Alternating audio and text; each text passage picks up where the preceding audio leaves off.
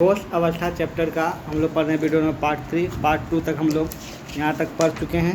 ठीक है, अब हम लोग समझेंगे ये चीज़ के बारे में। लिखा हुआ है परमाणु की त्रिज्या और उसके कोर की लंबाई में संबंध। समझते हैं इसका क्या मतलब हुआ। ठीक है, यहाँ पे तो जब भी कोई परमाणु से बनता है, ठीक है, जैसे ये देखो, ये एक जालक है। ठीक है, तो परमाणु जो बना, ये ऐसे बना, ये ऐसे बना, ये ऐसे बना और ये ऐसे बना। ठीक है, तो इसका कोई ये तो वृत्त हो गया, सर्कल का, जिसका कोई त्रिज्या होगा जिसको आर बोलेंगे। ठीक है, और ये पूरा जैसे एक वर्ग है, वर्ग को साइड को हम लेते हैं ए। क्या लेते हैं यहाँ पे? ए।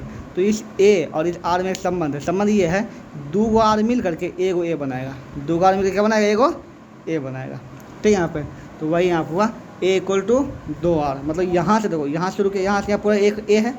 ठीक है, लेकिन यहाँ से देखो एक आर इधर, एक आर इधर, क्या नहीं, यहाँ पे 2r है, तो एक ए में कितना आया? आर हुआ, 2r हुआ। ठीक है, तो बोलेंगे पीसीसी बोलो या फिर एससीसी बोलो, ए बराबर क्या होता है? 2r होता है। ठीक है, इसी प्रकार बीसीसी में तुम सिर्फ याद कर लो, ए बराबर 4/√3r होता है, और एफसीसी में ए इक्वल टू 2√2r होता है। इसको याद कर लेना। ठीक है, यहाँ पे इसको डिटेल में नहीं जाएंगे, न्यूमेरिकल चला जाएगा, न्यूमेरिकल को पढ़ना है नहीं। आगे यहाँ पढ़ते हैं ठोसों का निविड़ संकुलन संरचना। इसका क्या मतलब हुआ? क्या बोलता है इसमें? इसको बोलते हैं close packing structure of solid. ठीक है, तो जो भी स्ट्रक्चर अभी तक हम लोग पढ़े, जैसे कि हम तुमको क्या बताएं कि ऐसे होता है फिगर। देखो ये हुआ वीडियो, 2 वीडियो हम लोग जो पढ़ चुके हैं वो हम तुमको ऐसे पढ़ाए हैं कि यहाँ पे यहाँ पे यहाँ पे यहाँ पे ऐसे ऐसे रहता है। ठीक है, एक्चुअली में ऐसे रहता नहीं है, रहता ऐसे बिल्कुल सटा सटा हुआ सा। ठीक है, यहाँ पर तो एक्चुअली में जो ये रहता है वो बिल्कुल ऐसे सटा सटा सा रहता है। मैं बताता हूँ। ठीक है, मतलब ये इतना बड़ा, ये इतना बड़ा, ये इतना बड़ा, ये इतना बड़ा, ये इसमें इतना, ये इसमें, जब भी सटा सटा दिखेगा नहीं। ठीक है, इसलिए दिखाने के लिए, समझाने के लिए ऐसे बना देता है। ठीक है, लेकिन रहता है उससे बिल्कुल चिपका हुआ। क्या होता है? चिपका हुआ। तो बोलता है जब एक जालक के परमाणुओं को इस प्रकार व्यवस्थित किया जाता है कि उनके मध्य रिक्त स्थान या खाली स्थान कम से कम रहे, मतलब ऐसे करके भरा जाता है कि जगह वह जो है, जो बीच वाला स्थान है वो बहुत कम रहे। ठीक है, तो इसी क्लोज पैकिंग बोलते हैं। नाम से हमारा क्लोज पैकिंग, बहुत क्लोज के पैकिंग है। ठीक है, क्लोज पैकिंग। ठीक है, और हिंदी में इसको क्या बोलते हैं हम लोग? निविड़ संकुलित संरचना बोलते हैं यहाँ पे। ठीक है, यहाँ पर तो किसी परमाणु को 3 प्रकार से हम जब पैक करेंगे, सजाएंगे, तो वो क्या होगा? बिल्कुल क्लोज पैकिंग में होगा। सबसे पहले आता है एक विमीय। ठीक है, एक विमीय मतलब देखो ऐसा होता है। विमा मतलब होता है जैसे लंबाई चौड़ाई की विमा बोलते हैं। लंबा एक हो गया, इसमें एक ही विमा इधर है ना। फिर देखो द्विविमीय आता है। द्विविमीय निविड़ संकुलित संरचना। ठीक है, तो एक इधर विमा हो गया, एक इधर हो गया। ठीक है, द्विविमीय इसको बोलते हैं। ठीक है, अब होता है 3 विमीय मतलब 3D। ठीक है, एक विमीय मतलब एक लंबाई। ठीक है, द्विविमीय मतलब इसमें लंबाई चौड़ाई दोनों हो।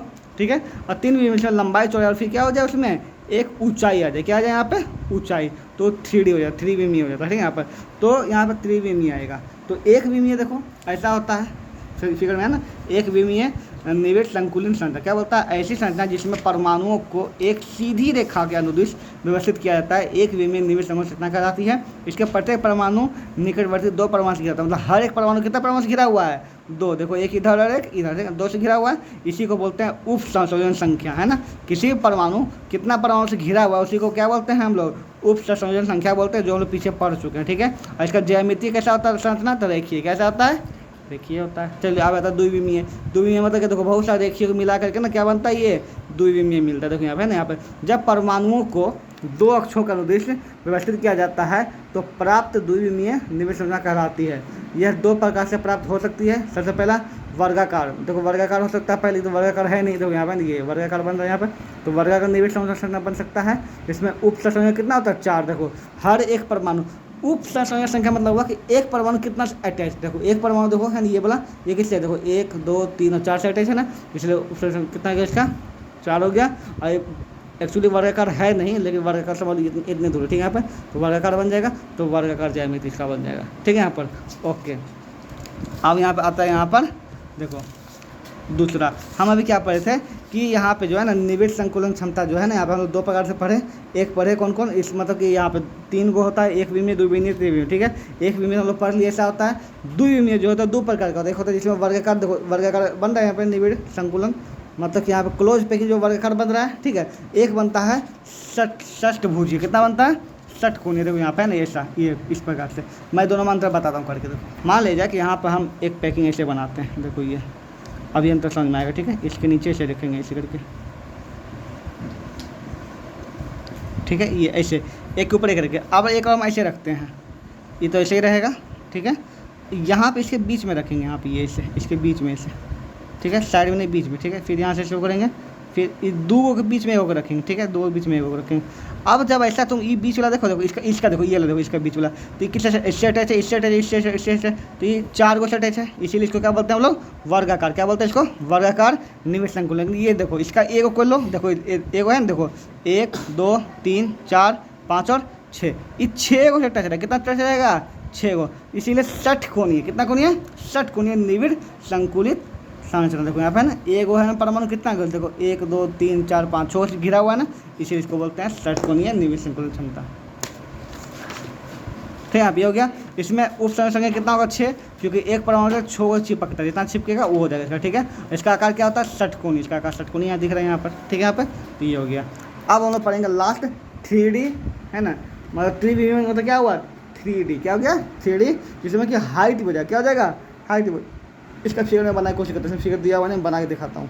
ये संरचना बना, इसको 3D बोल सकते हो। इसका हो जाएगा लंबाई, ये चौड़ाई और ये ऊंचाई। ठीक है, देखो ऐसे प्रकार से दिखेगा अब तुमको, ये नहीं है ऐसे, ये ऐसे और ये ऐसे। तो 3D हो गया, देखो यहाँ पे है ना, क्योंकि एक के ऊपर एक लेयर का बना करके यहाँ पे 3D संरचना हो गया। इसी को बोलते हैं यहाँ पे त्रिविमीय निविड़ संकुलन। ठीक है, यहाँ पे चलिए त्रिविमीय निविड़ संकुलन बोलते हैं जब परमाणुओं को 3 अक्षों मतलब लंबाई, चौड़ाई और ऊंचाई, ठीक है, 3 अक्षों के अनुदिश व्यवस्थित करते हैं तो प्राप्त संरचना त्रिविमीय निविड़ संकुलन संरचना कहलाती है। ठीक है, जब द्विविमीय निविड़ संकुलन क्षमता के परतों को एक दूसरे के ऊपर व्यवस्थित किया जाता है तो यह संरचना प्राप्त होती है। जैसे देखो यहाँ पे इसको कैसे प्राप्त करेंगे, तो ये है ना, मान लो पेपर है, ठीक है, तो पेपर के ऊपर 1 पेपर 2 पेपर 3 पेपर रखे, यहाँ देखो है ना, पेपर रखे तो 3D बन गया। देखो इसका लंबाई है, चौड़ाई है, इसका ऊंचाई भी है ना हल्का सा, या फिर इसको इसे पूरा मोड़ दो। देखो तो पेपर के ऊपर पेपर रखते थे, देखो लंबाई बन गया, चौड़ाई बन गया और क्या बन गया, ऊंचाई, है ना। तो 2D बोलते हैं इसको, ये हुआ 2D। जो एक पेपर को 2D बोलते हैं। बहुत सारा 2D को जो पद दर पद ऐसे रखते हैं तब क्या बन जाता है, ये 3D बन जाता है। ठीक है, तो यहाँ भी वही है, कहते हैं 2D को एक पे एक रखेंगे तो ऐसे का बन जाएगा। यहाँ पे पहले 1 को रखे 2D, फिर 2 को, फिर 3 को, फिर 4 को रखे, फिर 5 को, फिर क्या बनेगा, फिर बनेगा परत बनेगा। ठीक है, यहाँ पे उसको बोलते हैं 3D। तो वही यहाँ बोल रहा है, यह भी 2 प्रकार का होता है। कौन होता है, द्विविमीय वर्गाकार निविड़ संकुलन क्षमता की सहायता से निविड़ संकुलन, मतलब द्विविमीय वाला से बनेगा और एक बनेगा त्रिविमीय वाला। तो द्विविमीय मतलब क्या हुआ, देखो ये इसका द्विविमा है ना, द्विविमीय मतलब क्या, एक इधर बीमा एक इधर बीमा। ठीक है, इसकी सहायता से बनेगा तो इसका उप संयोजन कितना होगा, 6 होगा। ठीक है, और द्विविमीय यहाँ पर लिखा है द्विविमीय षटकोणीय निविड़ संकुलन क्षमता की सहायता से बना हुआ त्रिविमीय संरचना, मतलब ये ऐसे निकाला। ठीक है, यहाँ पे तो वही लड्डू के ऊपर लड्डू रखा हुआ है, उसके ऊपर फिर लड्डू रखा, मतलब ये वाला एक इस तरह से बन सकता है, इस तरह से बन जाता है, मतलब इसको इसी के ऊपर रखे, फिर इसके ऊपर रखे, फिर इसके ऊपर रखे। ठीक है, तो वो जो बनेगा वो कैसा बनेगा, द्विविमीय वर्गाकार वाला बनेगा। ठीक है, और इसमें जो बनेगा वो क्या बनेगा, द्विविमीय षष्ठाकार वाला से बनाएगा। यहाँ पे षटकोणीय वाला पर रख के जो बनाएंगे उसको बोलेंगे हम लोग ये वाला। ठीक है, द्विविमीय षटकोणीय निविड़ संकुलन क्षमता की सहायता से बना हुआ। ठीक है, यहाँ पर दोनों का उप संयोजन याद करना, इसका 6 होता है, इसका कितना होता है, 12 होता है। इसको आप रिमेंबर कर लेना। अब हम लोग अगला टॉपिक पढ़ेंगे संकुलन क्षमता। संकुलन क्षमता क्या होता है, किसी जालक में परमाणुओं द्वारा घेरा गया स्थान उसका संकुलन क्षमता कहलाता है। सिंपल सी बात है, इसको समझाते हैं। देखिए कोई परमाणु, ये परमाणु, ठीक है, यहाँ पे कितना जगह ये घेरा है इस परमाणु में, इसका परमाणु मिलकर कितना जगह इस जालक का घेर लिया है। ठीक है, तो वही इसका क्षमता कहलाता है। क्या करता है, यहाँ पे संकुलन क्षमता करता है किसी जालक में। जालक ये हुआ पूरा, ठीक है, इसमें कितना परमाणु मिलकर कितना जगह घेर लिया, कितना परसेंट, मान ली इसमें 100% का जगह था। ठीक है, तो इसमें जो है 80% जगह ये परमाणु में घेर लिया। ठीक है, तो इसका क्षमता 80% हो जाएगा। ठीक है, यहाँ पर उसी बोले, यहाँ पे संकुलन क्षमता 80% हो जाएगा। तो वही हुआ है ना, किसी जालक में परमाणु द्वारा घेरा गया स्थान उस का संकुलन क्षमता कहलाती है। संकुलन क्षमता का क्या हो जाएगा, जालक में परमाणु द्वारा घेरा गया स्थान कि कितना स्थान घेरा परमाणु, वो बाय कुल स्थान, है ना। मान ले कुल स्थान कितना था, 100, घेरा कितना स्थान, 80। ठीक है, तो 80% जगह घेर लिया हुआ जगह अनुसार इसका। ठीक है, यहाँ पे गुना 100, है ना, ये फॉर्मूला होता है। संकुलन क्षमता निकालने का फॉर्मूला होता है, जालक में परमाणु द्वारा घेरा गया स्थान कितना जगह घेरा परमाणु, वो नीचे कुल स्थान गुना 100, तब इसका परसेंट निकलता है। इसको PEV कहते हैं, मतलब पैकिंग इफिशिएंसी। इफिशिएंसी मतलब क्या हुआ, क्षमता। ठीक है, पैकिंग मतलब संकुलन क्षमता, इसको PEV कहा जाता है। बोलता है सरल घन जालक के संकुलन क्षमता कितनी होती है, 1। कितना होती है, 1। क्योंकि इसमें ए और क्या होता है 2r, हम लोग पहले तो वो याद करवा दिए हैं, याद करना यहाँ पर कि ए और क्या होता है 2r होता है, इसको हम वीडियो में बता चुके हैं पहले ही। तो हम लोग जो सीख रहे हैं वो क्या सीख रहे हैं, सरल घन जालक की संकुलन क्षमता कैसे निकालेंगे, ठीक है। यहाँ पर उसमें कितना परमाणु होता है और कितना उसका संकुलन क्षमता होता है, कैसे निकालेंगे, ठीक है। तो हम तुमको समझा के करके दिखाते कैसे किया जाता है, ठीक है। तो तुम एक सरल घन जालक बना लो जो कि कैसा होता है, हम जानते हैं घन आकार होता है, ये घन आकार का होता है, ठीक है। यहाँ पर ये हुआ घन, ठीक है। तो घन का जो आयतन होता है, ठीक है, संकुलन क्षमता क्या बोलता है, पी क्या बोलता है कि सबसे पहले परमाणु जो भी है ना, परमाणु कुल परमाणु का आयतन, ठीक है, ऊपर कुल परमाणु का, ठीक है, परमाणु का आयतन, कुल परमाणु का आयतन बाय है ना ये जो है जालक का आयतन, जालक का आयतन ये होता है, ठीक है। यहाँ पे तो परमाणु इसमें क्या होता है बताओ, इसमें जानते क्या होता है, 1 गो 2 गो 3 4 8 गो होता है, क्या होता है 8 गो। तो पहले हो जाएगा 8, और इसमें कुल मिला परमाणु का कितना होता है 1, इसमें जब हम 8 को बोलते हैं तो क्या लिखते हैं, 8 को 1/8 लिखते हैं ऐसे करके 1 आता है, मतलब इसका पैकिंग फिर इसका कितना 1 होता है, परमाणु संख्या कितना होता है इसका 1, ठीक है। तो फॉर्मूला तुम्हारा ये बन जाएगा जेड मतलब परमाणु संख्या गुना 4/3 πr³ बाय AQ।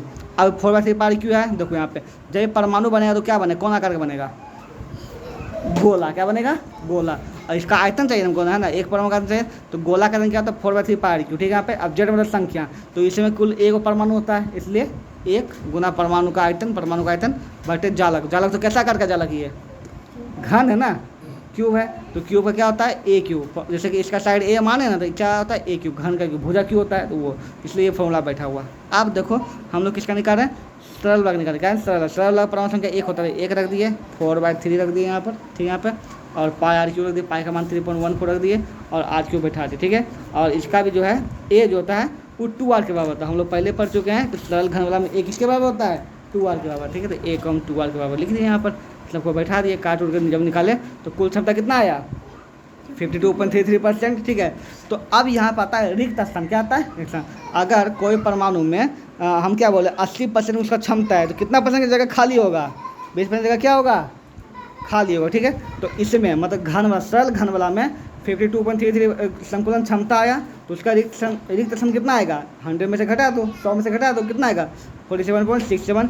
ये तुम नहीं भी सीखो निकालना कोई दिक्कत नहीं है, ठीक है। लेकिन ये ऑब्जेक्टिव ये याद करना बहुत जरूरी है कि घन वाला सिंपल घन वाला जो होता है उसका संकुलन क्षमता कितना होता है 52.33%, और उसका खाली जगह कितना होता है 47.67%। ये याद करना जरूरी है, ठीक है। ये नहीं प्रोसेस नहीं समझ से कोई फर्क नहीं पड़ता, ये याद करना जरूरी है, ठीक है। यहाँ पर सबको बता रहे हैं, ये भी छोड़ दो, कोई जरूरत नहीं है। बस ये क्या है अंतर केंद्रीय घनीय जालक का संकुलन क्षमता निकालना, ठीक है। सीधा याद करना कितना पी कितना होता है 68 होता है, पी मतलब क्या हुआ है संकुलन क्षमता, पैकिंग इफिशिएंसी कितना होता है, और रिक्त स्थान कितना होता है। तो अगर ये 68% है तो 100 में 68 घटा दो 32%। ये ऑब्जेक्टिव याद करना जरूरी, निकालना नहीं आ रहा है कोई बात, ये समझना जरूरी है। याद रखना हम लोग FCC जालक के बारे में पढ़ रहे हैं, उसका कितना संकुलन क्षमता होता है तो 74% होता है, और रिक्त स्थान क्या होता है 26%, ठीक है।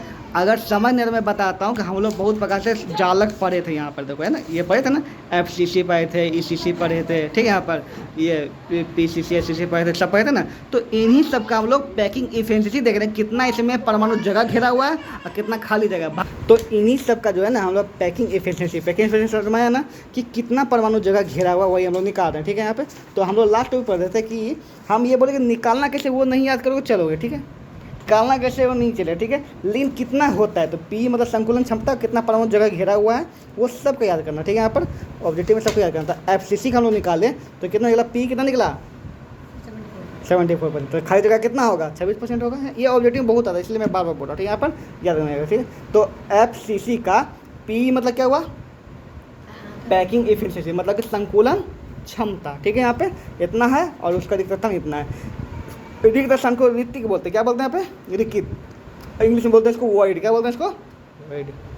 तो अभी हम लोग पी पढ़ लिए पैकिंग इफिशिएंसी है ना, और अब हम लोग पढ़ने वाले हैं वही जो रिक्त स्थान निकालते हैं उसको, इसको बोलते हैं रिक्तिक बोलते हैं या फिर वॉइड बोलते हैं, ठीक है। यहाँ पे इसको याद रखना, मैं क्या बार बार समझा, देखो कि ये एक जालक है ना, एक बॉक्स को जालक बोलते हैं, ठीक है। तो जालक में क्या परमाणु, देखो ये परमाणु है ना, सब परमाणु है, ये परमाणु कितना जगह घेरा होगा। इस जालक को हम 100 मार्क चलते हैं तो परमाणु मान लो 1 2 3 4 5 6 7 8 9 है ना। मान लीजिए कि एक परमाणु का जगह 10 घेरता है, कितना घेरता है 10, तो 9 कितना घेरेगा 90 घेरेगा, ठीक है। तो 90 जो इसका हो गया वो क्या हो गया पी, क्या बोले इसको पी। पैकिंग इफिशिएंसी मतलब कितना जगह घेरा हुआ है, ठीक है। और जो खाली स्थान इसको बोलते हैं वॉइड, क्या बोलते हैं इसको, वॉइड, या फिर हिंदी में क्या बोलते हैं इसको, रिक्कित, क्या बोलते हैं इसका, रिक्कित स्थान, ठीक है। तो कितना हो जाएगा बता, इसका रिक्कित स्थान कितना हो जाएगा, 10, कितना हो जाएगा 10, बस इसी को बोलते हैं, ठीक है। यहाँ पर तो बोलता है परमाणुओं के मध्य उपस्थित खाली स्थान को रिक्कित करिए। परमाणु के बीच में देखो यहाँ जो खाली स्थान ये है और यहाँ पे ऐसे यहाँ रहेगा ये ना, ये सब खाली स्थान जो बचा नहीं सब है ना, जैसे कि ऊपर से अगर दिखाएं जैसे ये है, ठीक है। यहाँ पे ऐसे ऐसे ऐसे और ऐसे मिलेगा, इतना को जो खाली स्थान बचा इसी को रिक्कित स्थान बोलेंगे, ठीक है, जगह, ठीक है। यहाँ पे तो उसी के बारे में बात हो रहा है कि उसको क्या बोलते हैं, रिक्कित कहलाते हैं, ठीक है। रिक्कित के प्रकार 3 प्रकार, देखो क्या होता है, त्रिभुजीय होता है, चतुष्फलकीय होता है, अष्टफलकीय होता है, ठीक है। यहाँ पे तो अपना जो ये देखो ये था चतुष्फलकीय हुआ, देखो 1 2 3 4 वाला हुआ, ठीक है। त्रिभुजीय भी, त्रिभुजीय कैसे बनेगा, अगर 2 परमाणु ऊपर में हो और 1 परमाणु नीचे में, देखो तो कैसा बनेगा, त्रिभुजीय बनेगा, ठीक है, त्रिभुजीय। अब होता है अष्टफलकीय भी होता है कि अगर ऐसा हो कि मतलब कि 1 2 3 4 5 6 7 और 8 मिल जाए, ठीक है। यहाँ पे तो देखो यहाँ पे कैसा बनेगा, अष्टफलकीय बनेगा यहाँ पे, ठीक है। यहाँ पे तो 1 2 3 4 5 6 7 है ना, 8 को फलक बन जाएगा, बन जाएगा ना, तो इसको अष्टफलकीय बोलेंगे, रिक्त स्थान, ठीक है। यहाँ पर तो रिक्त, तो सबका त्रिज्या दिया हुआ है, देखो त्रिभुज का त्रिभुजीय रिक्त कितना होता है, चतुष्फली कितना होता है और इसका कितना होता है, याद करने को इसको याद कर सकते हैं अगर ऑब्जेक्टिव में काम आए तो, ठीक है। आगे बढ़ते हैं हम लोग, किसी भी सेल का घनत्व निकालेंगे। पहले घनत्व होता क्या, देखो जैसे ये है ना सेल, ओके, तो इसमें कितना परमाणु है, कितना खाली जगह है, ठीक है। यहाँ पे तो जितना खाली जगह कितना उसको सब मिला कर एक घनत्व बनता है कि कितना पानी में डूब सकता है, कितना डूब नहीं सकता, ठीक है, उसको घनत्व बोलते हैं। तो घनत्व निकालने की पूरा प्रक्रिया यहाँ दिया है, जो तुमको प्रक्रिया याद करना जो है नहीं, तो वो याद रखना, एक सेल का जब घनत्व निकालते हैं उसको पी बोलते हैं घनत्व को, है ना, इसको बोलते हैं ZM/Na/AQ, ठीक है। Z हो गया परमाणु की संख्या, M हो गया उस परमाणु का द्रव्यमान मतलब मास, M मतलब क्या होता है, मास। अब Na होता है एवोगाड्रो स्थिरांक, है ना, इसको हम लोग पढ़ चुके हैं मोल वाला कॉन्सेप्ट में कि एवोगाड्रो स्थिरांक क्या होता है, ठीक है। एवोगाड्रो संख्या वो है Na और AQ तो हो गया इसका आयतन जो हम लोग जान होता है, ठीक है। तो वो इसका फॉर्मूला हो गया, बस आपको फॉर्मूला याद रखना और कुछ इसमें करना है नहीं, ठीक है। यहाँ पे अब हम लोग नेक्स्ट टॉपिक जो पढ़ेंगे, इस चैप्टर सबसे लास्ट टॉपिक है, वो है अपना क्रिस्टल जालक, है ना, में दोष। क्या पढ़ेंगे हम लोग, क्रिस्टल के दोष पढ़ेंगे और क्रिस्टल का अपूर्णताएं या फिर दोष इसको बोल सकते, ठीक है। तो क्रिस्टल जो बनता है उसमें क्या क्या दोष हो सकती है उसके बारे में हम लोग पढ़ेंगे और ये चैप्टर हो जाएगा हम लोग का खत्म।